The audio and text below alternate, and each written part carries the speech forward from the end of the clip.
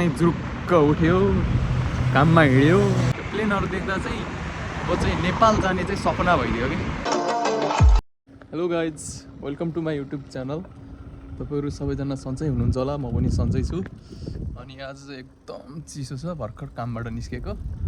अनि यहाँको मौसम भन्नुपर्दा अहिले 3 डिग्री सेल्सियस छ है। बाटो चाहिँ यस्तो छ, एकदम चिसो हावा चलिरहेको छ है। अनि अब के गर्नु, काममा जानु पर्यो, फर्किनु पर्यो है। गाह्रो छ नि, गाह्रो छ। त्यहाँ माथि हिँडेको चाहिँ प्लेन है। एयरपोर्ट नजिकै छ मेरो काम चाहिँ होइन। प्लेन अब 15-10 मिनटमा उडिरहेको हुन्छ। अहिले फेरि म नजिकबाट देखाउने छु। यो यहाँ चाहिँ हाम्रो कामबाट आउने बाटोमा चाहिँ यो रामेन पसल छ। यो चाहिँ एकदमै मिठो हुन्छ होइन, नेपाली स्वाद आउँछ जोस्। बिहानै जुरुक्क उठ्यो, काममा हिँड्यो, अनि त्यसपछि फेरि बेलुका भयो, कामबाट फर्क्यो, रुममा गयो, खाना खायो, सुत्यो, फेरि बिहानै उठेर जानुपर्छ। गाह्रो छ नि। बाहिर के चलिरहेछ, बाहिरको वातावरण के भइरहेछ, देशमा के भइरहेछ, विदेशमा के भइरहेछ, केही थाहा नै छैन। कम्पनी गयो आयो, फेरि गयो आयो, गयो आयो, सकियो। यसरी चलिरहेछ हाम्रो जिन्दगानी चाहिँ।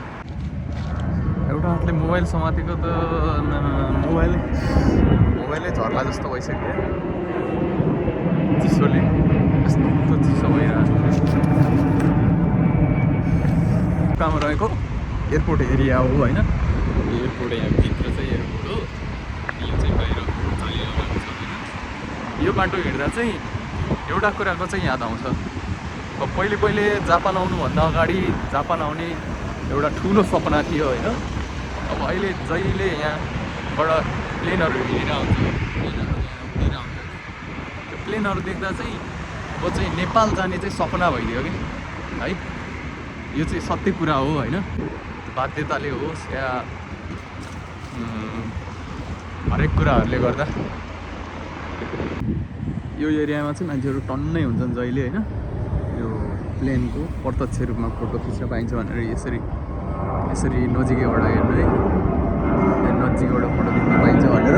तर आज चाहिँ चिसो भएर होला सायद, कोही पनि छैन। म चाहिँ रुम आइसकेँ होइन। पहिले चाहिँ मैले यहाँ नर्मल साइकल हुँदा यहाँ पार्किङ गर्थेँ होइन। अहिले यो इलेक्ट्रिक साइकल भएपछि चाहिँ यहाँ पार्किङ गर्दा चाहिँ मान्छेहरूले उठाइदियो भने, सानो छ साइकल पनि, अनि मान्छेहरूले उठाइदियो भने अनि भिजोक हुन्छ भनेर चाहिँ मैले भित्र पार्किङ गर्छु अहिले चाहिँ, भित्रको पार्किङमा।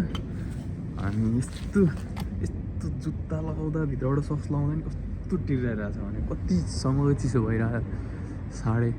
अहिले त 2 डिग्री रहेछ। आम्मा, म पनि अब रुममा गएर नुहाएर खानासाना पकाएर खाएर ओछ्यानमा तातो भएर बस्नु पऱ्यो होइन। तपाईँहरू पनि लगभग जाडै छ होला सबै देशहरूमा होइन। यो टाइममा चाहिँ तपाईँहरू पनि आफ्नो ख्याल गर्दै रहनु होला। ल त, बाई बाई।